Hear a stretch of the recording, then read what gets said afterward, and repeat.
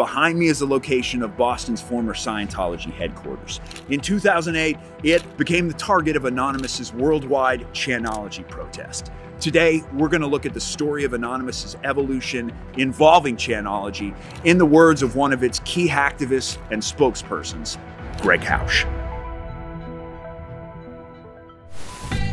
We want to be the good guys, we're still not the good guys. The internet hate machine is alive and well. News channels are now writing about it on their websites and whatnot. Like, wait, what? And we went from a couple hundred people to 10,000 people, all claiming to be Anons. We aren't scared of you. Your fair game stuff that all these ex-Scientologists are telling us about, don't bother us.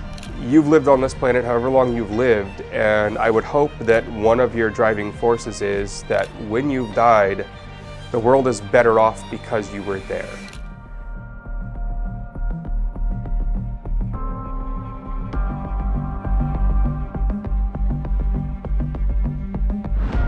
We're headed to meet Greg at his home in Malden, Massachusetts, outside of Boston.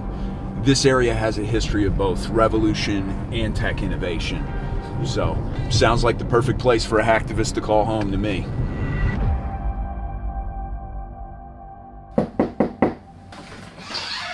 Hello. Hey, how's it going? Josh. Greg, nice to meet you. Nice to meet you. You guys want to come in? Yeah, let's do it. Yeah, this is a hell of a setup. What do we got here? We've got my main machine over here. This is the one that I do all my work from, all my streaming from. So I sit here all day pretty much. It's a pretty good setup. I'm really happy with it. You told me at one point that you think the everyday person has a misconception about where Anonymous actually started. Could you explain what you mean by that?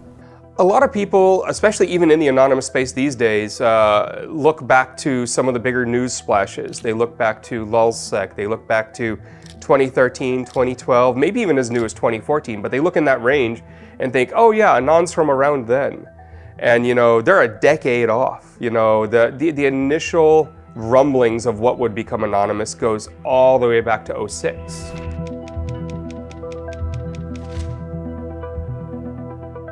What was the movement's first incarnation and what was its focus? The beginning of, these ops are someone comes in, and they'll either be in one of the IRC, which is a chat system, they'll either be in there, or they'll be just posting directly to something like a 4chan, back then anyways. And you had to be anonymous on this website. So when you posted, the name that showed as the username of the person who posted was anonymous. But someone made a post on there with this joke idea that it's just one person talking to themselves. I don't know if it's someone who's schizophrenic, I don't know what story we're telling ourselves here, but obviously Anonymous is one being having a really bad conversation with themselves. And so we started to draw, what would that look like? Who is this person? And we ended up with these pictures of a guy in a suit with a red tie and a green face, and just because there's nothing there because he's anonymous. And for a solid year and a half, it was just about trolling. It was about having fun online at the expense of people who would play along. Do you remember the shape of the thing in the early days? Like, how many people were there? Depending on what day of the week you were on and how much fun everyone was actually happening, it was 5 to 20 people for those first few things. I mean, it grew into a group that kind of called themselves the Internet Hate Machine, and that could get up to 50 people on average in those first, couple of years. When it came time to do a big op, something like, ops people will be able to remember and kind of Google and look at, footage from, like Habbo Hotel. In this game, for some reason, like kids just running around this hotel, and you could go into the pool, which was an indoor pool, and someone figured out that you could actually get people into the pool, and you could fill the whole pool with people to the point where no other player could get in. And for some reason, these kids really liked playing around in the pool, and then had someone stand at the stairway into the pool, blocking it, and the big memes started happening of pools closed. So when you look up and you see some of these early meme images from Anonymous, you see pools closed. That was the origination of that. We thought it was funny as hell. And do you remember where you were in your life when you first discovered Anonymous? Early on, like with things, you'll say Habbo Hotel or any of those types of raids, I was just a willing participant. I needed something to do, I was having fun. We got up to some of the more involved ones, like Hal Turner. And that's when I started to take more of an active role of things to do, ideas of stuff we could do to these people. More of an organizational role. With the Hal Turner raid, we ended up going up against someone who actually deserved it. And this was a neo-Nazi radio host who was being a horrible racist person. I categorize my genre of radio as news talk radio for straight white people. These lower cultures and lower races are more important, and I find that disgusting. This is a symbol of justice, and you're going to see a lot more of this in the United States. We were going up against this horrible racist person because he was the kind of horrible racist person that you could easily goad into responding. And he would respond in hilarious ways. Good evening, ladies and gentlemen. Welcome to the Hal Turner Show. Hey, Hal. This is David. I'm calling from Florida. Dave in Florida, welcome to the show. Hey, so this is my first year in college, and as you can imagine, there are a lot of Jews here. Okay. Right as I was about to go to sleep, I overheard a conversation that they were obviously trying to hide from me, the Gentile. One said, "Gee, Brian, what are we going to do tonight?" And the other said, "The same thing we do every night, Vinny. Try to take over the world." I think you're full of crap. So suddenly, other people on the internet kind of join up, and the group goes from the 20, 30 people who are in it to about 100 people. Because the guy we're up against, you can actually feel good about being up against. So some people who might have felt bad about some of our earlier trolling, don't feel bad about this. They show up. We grow a little. That turns into the first real time that we know of in a big anonymous op where hacking is a big piece of the op. Someone broke into his email and stole all of his emails. And it turns out, good old Hal Turner was a cooperating informant with the FBI. And we had the emails showing him turning in his neo-Nazi brothers, as he referred to them, to the FBI in order to keep himself from going to jail. Not exactly a true believer. Not a true believer. This leads to Hal Turner and friends becoming kind of violent at each other. Leads to him committing acts of violence. Leads to Hal Turner going to jail. So at the end of this Hal Turner op, we did a good act. You have to at least talk about that afterward. And so we did a little, like, do we want to do another one like that? Is there any other bad guy target that we could do that for? Not again because necessarily we want to be the good guys. We're still not the good guys. The internet hate machine is alive and well. But because it meant we weren't getting attacked for attacking them. And in the end, we did a few more, things that were good until we move on to the next phase of things.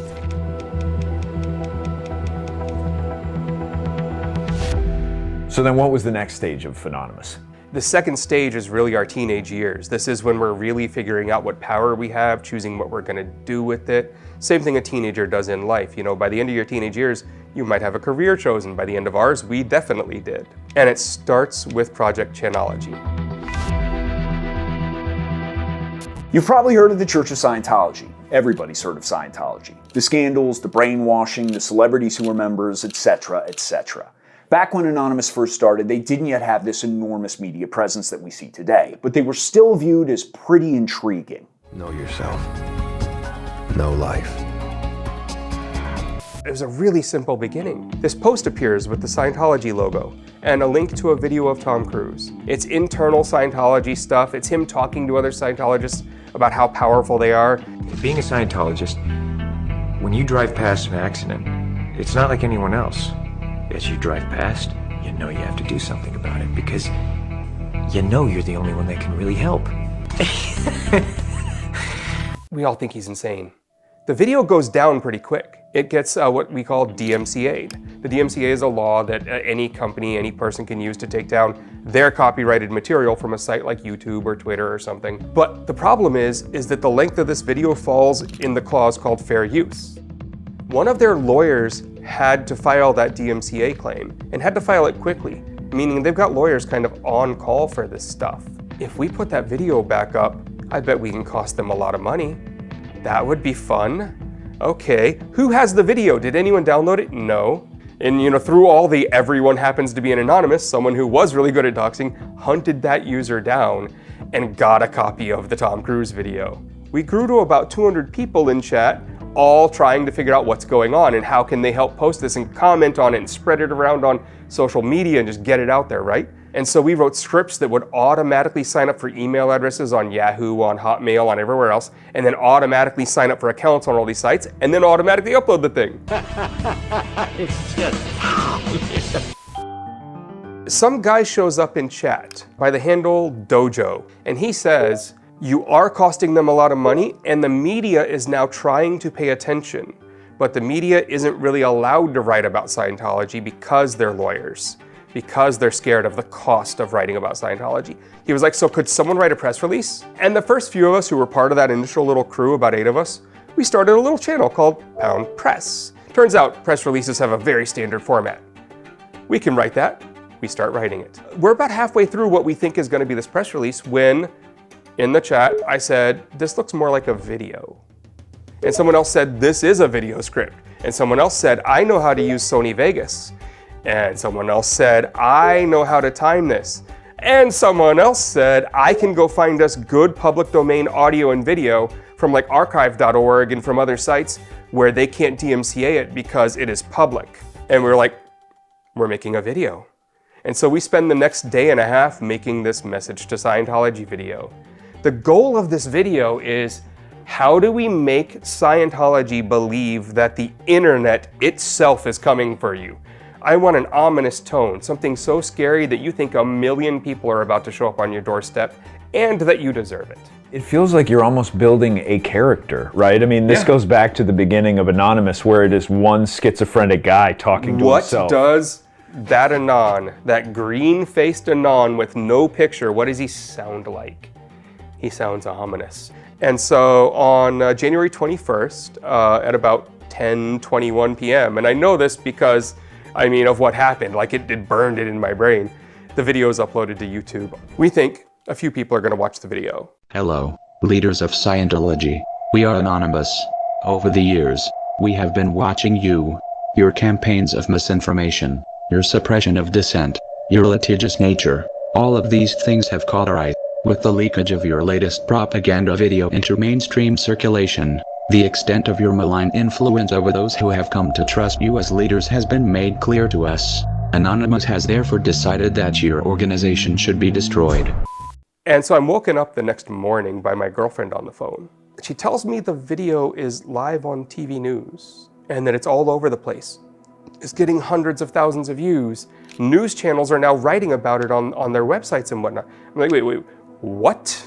Our IRC server that we were using was not ours, it was someone else's, a little network, and it was offline, and it was our fault. So we had DDoSed, distributed denial of service, ourselves on accident. So we worked to find a setup that would actually host that many people. It took us a few hours, and we went from a couple hundred people to 10,000 people, all claiming to be Anons. Most IRC clients do not like being in one chat channel with 10,000 people all trying to talk at once. So we have to break these people up into smaller channels. How do you do that? Join a channel named after the biggest city near you. That way you were still basically anonymous, but now you were segregated out into these smaller channels. We are in 42 countries in 143 cities. We're like, okay, what do we do with these people? And at that point, they were already coming up with their own ideas. They had started channels, like one was named Pound Target. And if you went into Pound Target, it would list at the top where the hacking targets were. So then how did that evolve to the real world? Because it did. Yeah, so that little channel of us starts to grow a little. We hadn't made it private. And it gets up to about 20 or so people. And in the end, we start getting with a little. People have stupid ideas. People have violent ideas. So we decided we needed a secondary channel. And that's when we moved off to Marble Cake. Marble Cake has been referenced in media. It's been a gag in Mr. Robot. It was one of the double password scenes on a phone where it said Marble Cake was the password. That was the name of the channel where we kind of started all the real work. We got in there and decided, what are we going to do with 10,000 people? Sure, they're having fun right now. We could tell them to go do some more prankster stuff, and we did a little of that. But we want something else. We've obviously got a thing here. We've got an army. What do we do with it? I know we don't talk about groups or leadership inside of Anonymous, but it sounds like Marble Cake, if there was an inner sanctum, if there was leadership, it would be located inside of Marble Cake, if you're likely. Outside of the collective and you've got the mind that the whole world has about how power works, about how structure works, about how organizations run, to anyone in that headspace, Marble Cake looks like leaders. They look like they're trying to run it. If you understand how the space works, we are more of a think tank.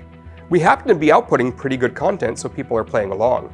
The next protest we ask people to do, the next piece of activism, if it doesn't land, if people aren't all in on it, if they say that's dumb, they aren't going to go along with it. But it wasn't that we were in power, it was that we had gathered up so much good talent that what we were pumping out was actually of a pretty high quality, a pretty high standard was being set. And that's when we all started hunting around the internet. We were all just like, everyone just go search the internet for stuff to do with groups that are this big for pranking.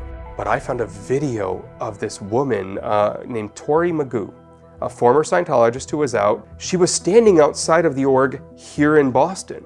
And she's just dancing and singing out front of their building. And she's corny, and she's saying the stupidest protesty anti-Scientologist stuff you can imagine. And I post the video back into the Marble Cake channel and I say, this is what the internet would look like if it went outside. And was that appealing to you, that vision of the internet in the real world? Kind of. And someone else in chat instantly said, every one of the cities we have represented, they have a building in. What if we sent someone to every one of those buildings? We're like, when do we go? Well, not next weekend, that's too soon, but maybe in a couple weeks? Sure, you know? I think it was maybe 3 weeks out that we uploaded the video named Call to Arms. Be very wary of the 10th of February. Anonymous invites you to join us in an act of solidarity. Anonymous invites you to take up the banner of free speech, of human rights, of family and freedom. Join us in protest outside of Scientology centers worldwide. We are Anonymous. We are Legion. We do not forgive. We do not forget. We will be heard. Expect us. The intention being to demonstrate to them, we will not be intimidated, we will not be silent. We aren't scared of you. Your fair game stuff that all these ex-Scientologists are telling us about, don't bother us. There was a reason the media didn't talk about Scientology, the 1991 and Time Magazine's Cult of Greed article.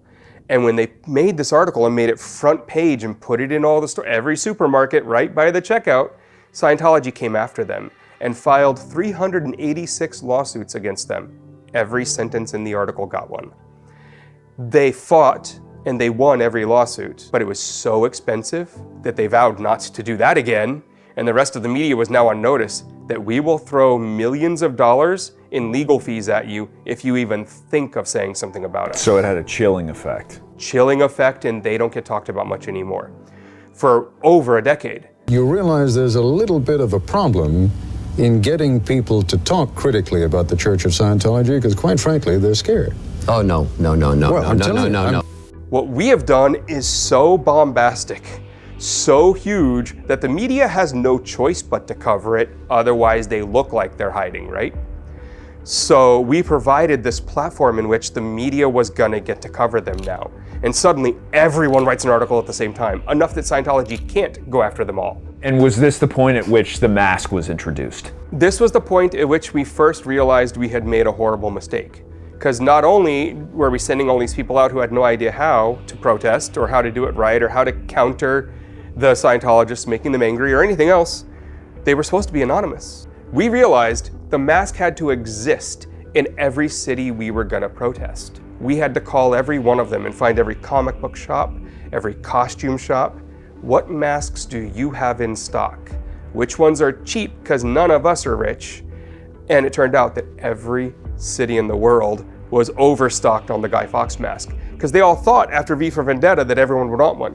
Nobody did. Remember the 5th of November, the gunpowder, treason, and plot.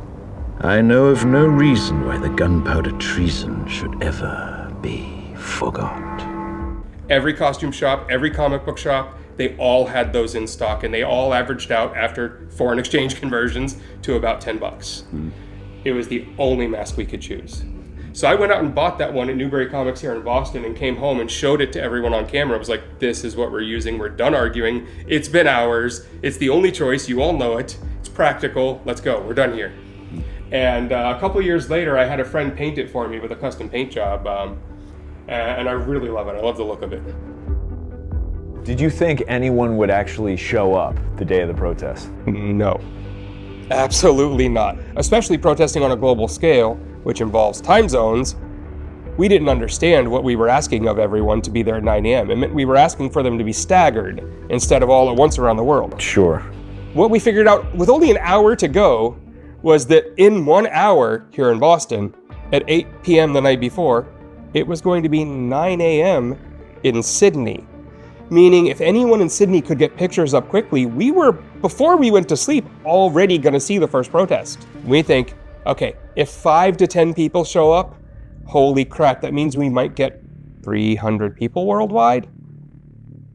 Oh my God, that's amazing. We were fully expecting a bunch of us basement-dwelling incels to show up, and instead it was everybody that showed up.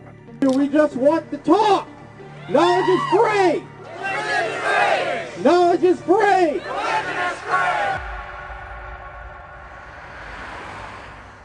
Do you remember where you were in your life when you started this protest? What were you like? Very bored. Didn't have much going on. Needed something to do.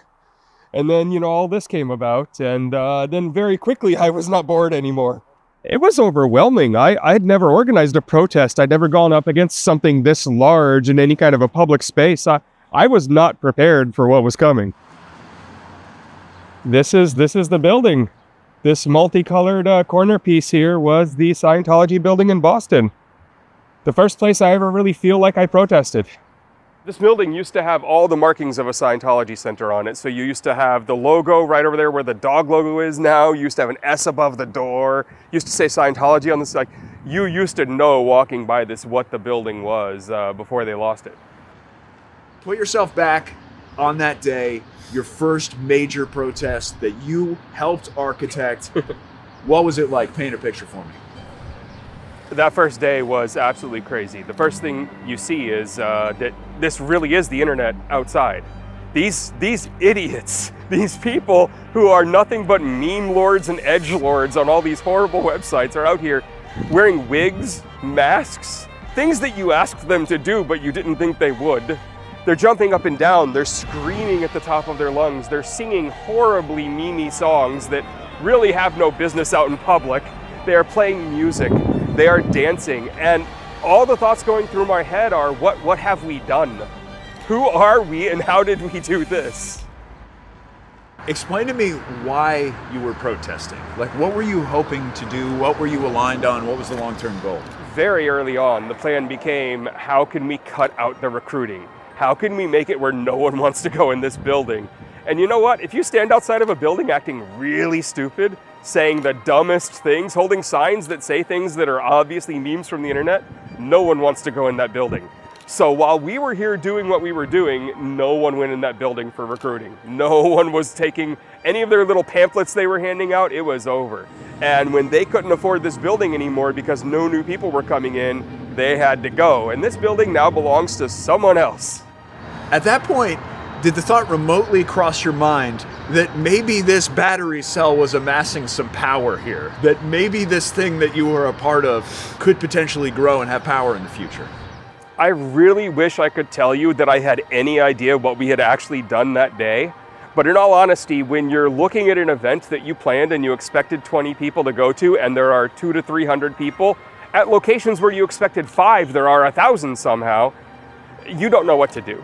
So in that day, it took about 8 hours after the event before I really started thinking, what have we done? Who are we? How many people around the world had actually gone to these events? And we started calculating numbers and figuring out, maybe this was gonna be a thing. Maybe we had an army. Maybe we could aim it at things. Who knows? At a certain point, or I'm sure at many points, it got personal, including when you met your wife. Could you tell me about that? The point that I first met her, she was going by the name Blue Wig Girl and had this big blue wig she would wear that totally changed her hair color and everything else, and this look about it, and would sometimes wear a lab coat with it, like looked almost like Blue Wig Scientist kind of a thing. She definitely had a look and a vibe about her. It did not take us long before we were wanting to move in together, before we were wanting to do everything together. And about 3 years later, we got married. There's the stereotype of who Anonymous is, right? Young, male, living at home, no social skills whatsoever. Anonymous is also me at 24, I want to say 24, 25 years old, with a toddler and an infant in tow. And then here comes the internet. unabashedly a bunch of assholes. And they're like, hey, we're gonna go be at these guys. You wanna come be at this? And like, that sounds like a lot of fun, actually, yeah. I have to be a responsible parent. I have to, you know, do all these things. I've been trying to be good my whole life, and like, f it. Let's go ruin that guy's day. That sounds like a really good time, actually. And that was the draw, and for so many people, that was the draw. It was the lulls. Do you remember meeting and what that was like? We started talking on IRC. Everybody was on IRC chatting, and, you know, after protests, we would hang out. He was, you know, the traditional anonymous hacker on steroids, and I was not, and I still am not. I know how to edit functions.php such that it breaks on a WordPress, but other than that, I'm not really your girl when it comes to coding. But my job, as I came to find my place there, was in organizing and propaganda. We hadn't learned some of the really hard lessons that Anonymous taught us, because we were still in the middle of making those mistakes and learning them. We were very high on, like, we're gonna be the bad guys and it's gonna be great and we're gonna be jerks for justice. And the numbers were gigantic. Thousands of people all over the world showed up. We didn't know what to do with that. We spent days trying to debrief on what that meant, what this was, what we had. But we had one trick up our sleeve that was very important. And we learned this from the Greenpeace guy. He said, here's how a protest movement dies. You throw a really good protest and everyone goes home. The end. Here's how a protest movement lives. At the first protest, you have a select group of people, at every one of them, who are handing out a flyer that no one's ever seen before that tells them about next month's protest. So you better have next month already planned with a theme, artwork, videos done before the first protest. Because what it does is, in someone's mind, is it changes the go home from that was a life experience, I'm gonna remember it till I die, to what are we doing next month? To a movement. Exactly. If he hadn't told us that, we would not have done that. And so, riding high off the success of that initial protest, close on the heels of that came Titstorm. We are actually months into this now. We've done 6 protests. We're not thinking about taking whatever we've built and going up against other things as the apparatus that we've built. We're just thinking, what's the next month for Scientology stuff? When an Australian kid shows up in chat, and he said, hey, I'm in Australia, the Senate's about to pass this really stupid law we don't want passed. You're internet people, you probably don't want it passed either. Could we start a movement? And everyone's like, what? Australia's new Labour government plans to make ISPs carry out 2 different levels of internet filtering. The clean feed is broader than the prohibited sites. You can't opt in or out of the prohibited material. But the internet industry, adult industry and civil liberties groups are not happy. He says enough shit that someone finally says, I'll introduce you to someone who helps organize that kind of stuff. And they introduced him to me. This guy from Australia starts telling me about the law.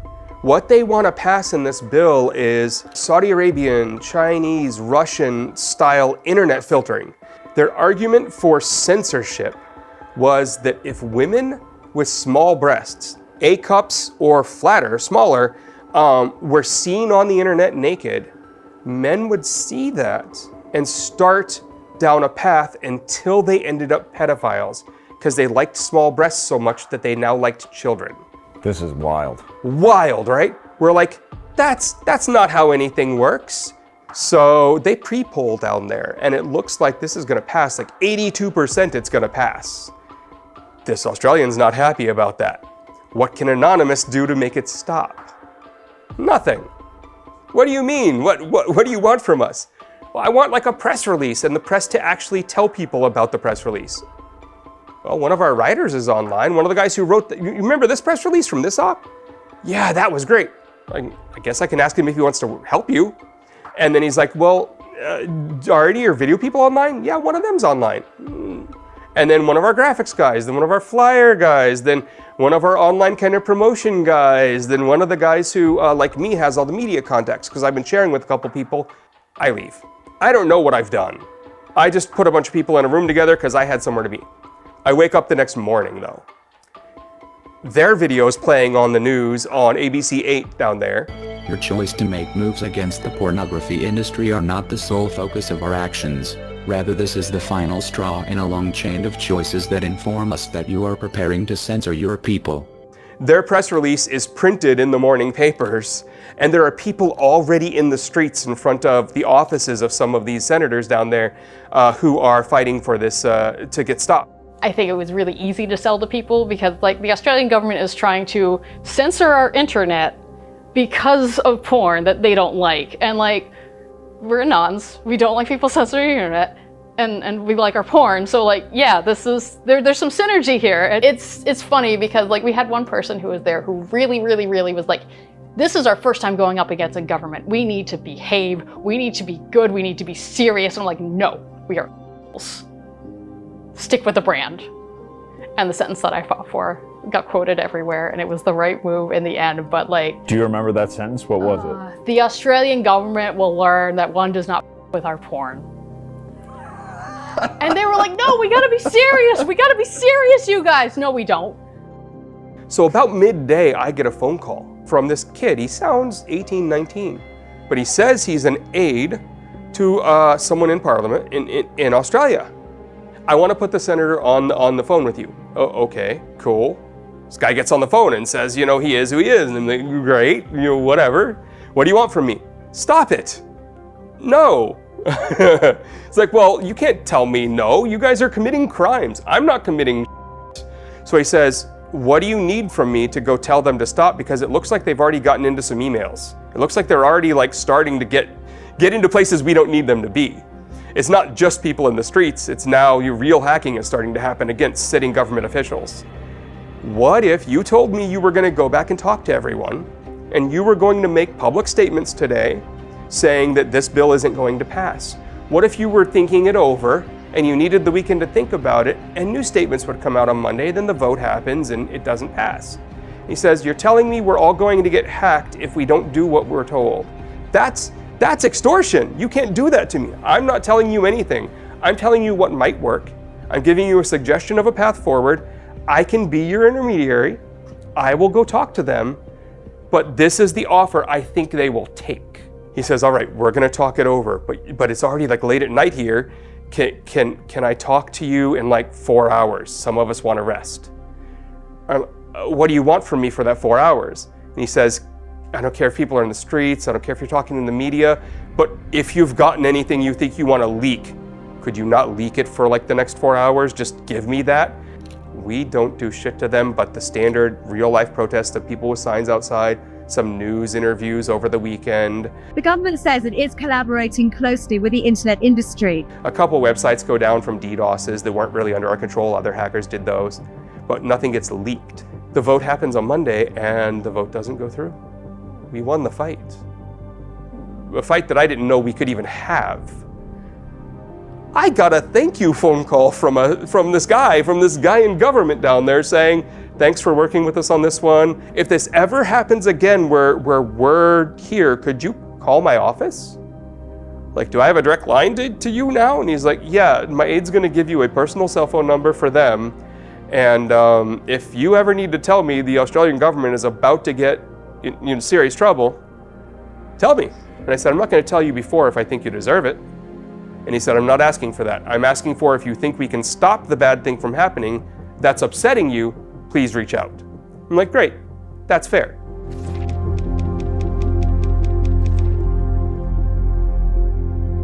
After going up against governments, we decided it was time to go up against more government things. Over the next few years, the governments all around the world, European Union, America, tried to pass all sorts of laws. SOPA, PIPA, ACTA, these were all the acronyms for them. Most of them were censorship. So we organized around those and had some protests that had hundreds of thousands of people at them. We do end up at things like Tunisia at the beginning of the Arab Spring and actually playing very active roles in all of that.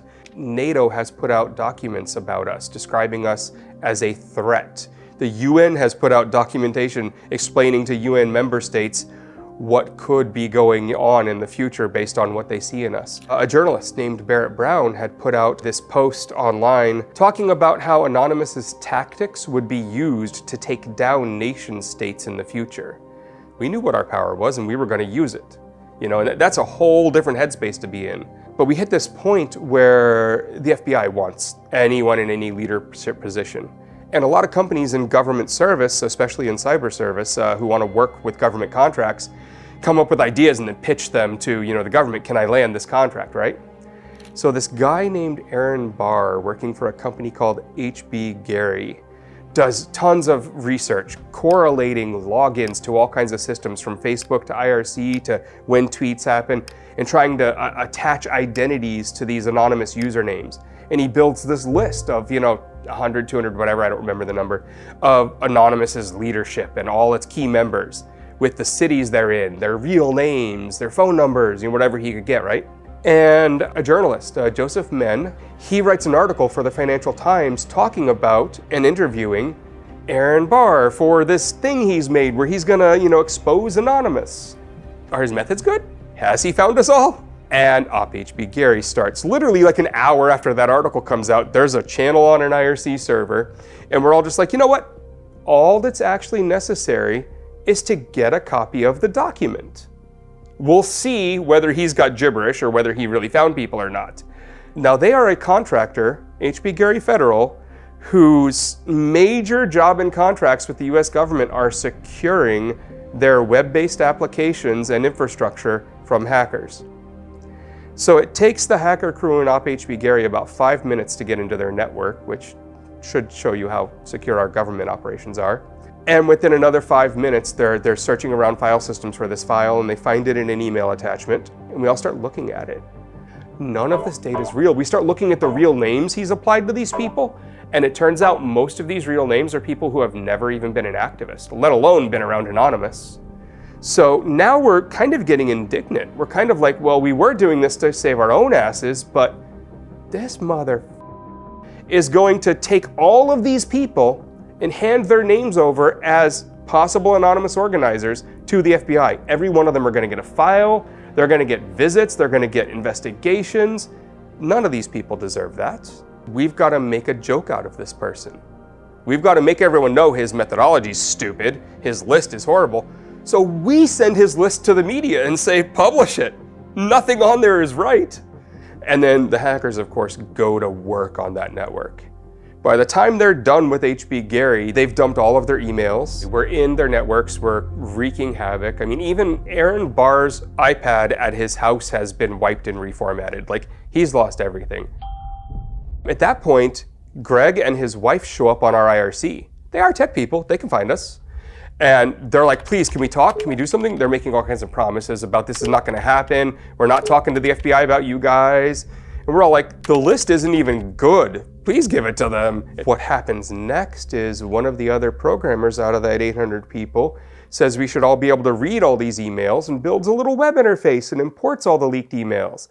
And people like Barrett Brown and a few other journalistic types who can somehow not lose their minds staring at gigs of data start digging through it. And this is when a lot of things start to change for how Anonymous works. We were messing with HB Gary because they deserved it. They came at us, we came at them. Fair. That's the battle you chose, not us. But now you look at those emails and you start seeing what they're proposing to other groups, what requests are coming for government offices for bids on projects that are related to cyber. And you start finding things like the Air Force asking for a persona management project so they could manage tons of fake profiles in other countries so they could start to sway the people's beliefs about America and how good we are in those countries with fake people. Not allowed to do that. That's not a thing they're actually allowed to do. And that's really kind of the big start of just all-out hacktivism. It explodes from there into the thing that the whole world started watching when they watched Anonymous show up in support of WikiLeaks, when they did the PayPal op, when they did the Amazon op and the MasterCard and Visa op. All of that came out of this HB Gary kind of a realization of the power that we had, because that was one of those key moments. And that paves the way for where we are today. So how many people identify as anonymous today? We have no idea. What we do know is when you look at the ops that have happened, when you look at the groups of people, it's surprising the places they all kind of, collectively are. Like, Brazil has the biggest current collection of Anons, really using the name and trying to do actions.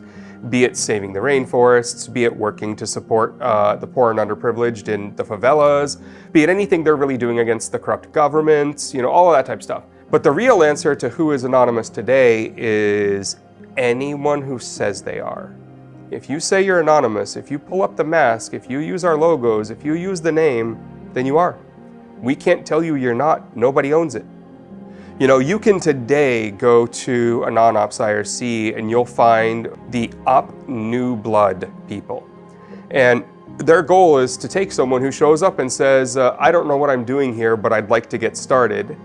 And they're going to find out what your skills are, what you want to learn, where you should be, who might be working on those projects. They're going to help you on your path into this world.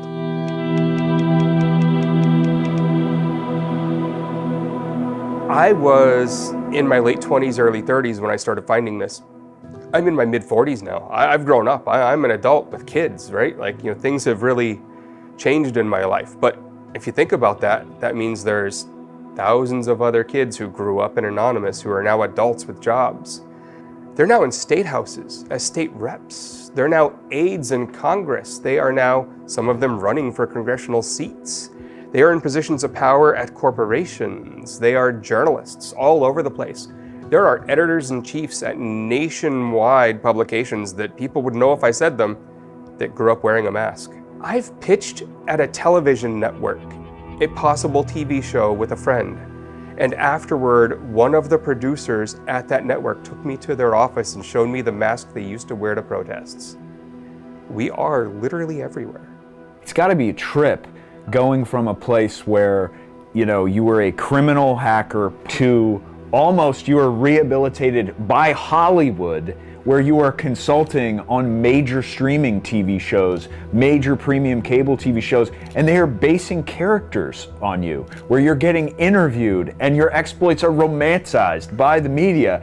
To what do you attribute that evolution in the way that you're framed by the media? The media is an interesting case with me because, initially I get out into the media because Scientology, one of our first big enemies, spends a lot of money to identify me and put me out in the public and put my name and my face and pictures of me and take me to court and file charges, and they're trying to screw me over. And hackers are now kind of in chic. They are now kind of popular. Every TV show needs a hacker storyline. Movies all have a hacker. White House Down had the hacker going into the basement.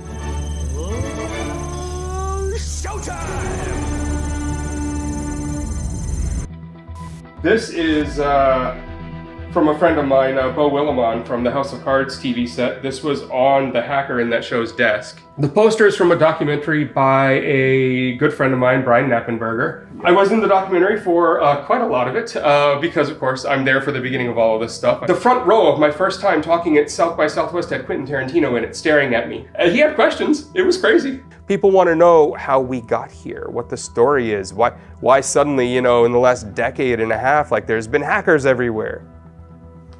It's been fun. What have you sacrificed for your hacktivism? I've sacrificed career. I've sacrificed stability because doing so many things that could get you arrested at any moment, doing things that you actively know you're getting arrested for throughout your life, really makes it hard to be a defendable employee. So I've had to do a lot of freelancing. I've had to do a lot of finding my own work, a lot of stuff that's more stressful. So I do think I've lived a much more stressful, anxious life doing this because, one, the people you've done things against might be the kind who retaliate, might be angry. Two, financially, when I say I have no money, I mean there's negative in the bank, right? I mean that. I have a lot of fun toys, and you can see some of them behind me. That's because in this space, I seem to have garnered a name for myself, and I've got fans, and when stuff dies, when I can't do the work I do, when I can't do even the live streaming I do, those fans step up and are like, what do you need? So you've got to be very protective of your family, of their involvement in things.